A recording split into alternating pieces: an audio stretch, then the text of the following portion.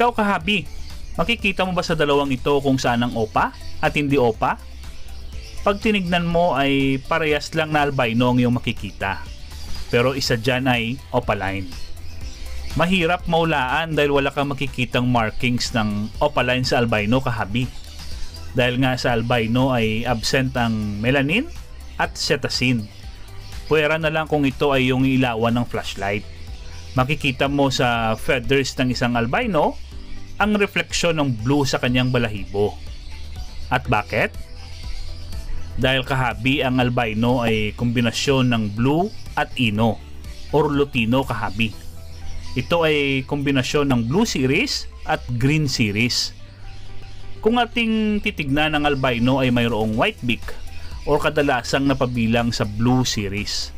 Ngunit ang albino ay kombinasyon ng green at blue series kahabi.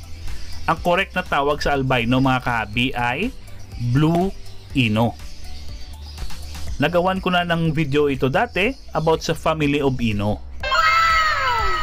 Ngayon kahabi, naulaan mo na ba kung saan dyan ang opaline? Isa dyan ay gold ang leg band, ang isa naman ay white and gold ang leg band. Ngayon kahabi ay babahagi natin kung paano mo makikita ang opa sa albino gamit lamang ang ating pen lights or flashlight. Mauna tayo sa gold ang leg band at patayin natin ang ilaw para mas makita natin ang tinatagong kulay ng isang albino. Kung napansin nyo mga kahabi ay lumabas sa dilim ang blue ng isang albino.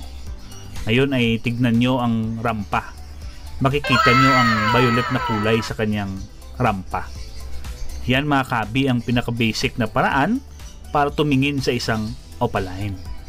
Dahil nga ito ay may rampa, mga kahabi, hindi siya opa o hindi siya opaline. Compare natin dito sa white and gold na leg band. Dito ay wala kang makikitang shades of violet sa rampa kahabi. Meaning ito ay albino opaline. Wow! Tinatawag din ito mga kahabi na pearl opaline. Dahil wala kang makikita na kahit anumang dark na kulay sa kanyang katawan.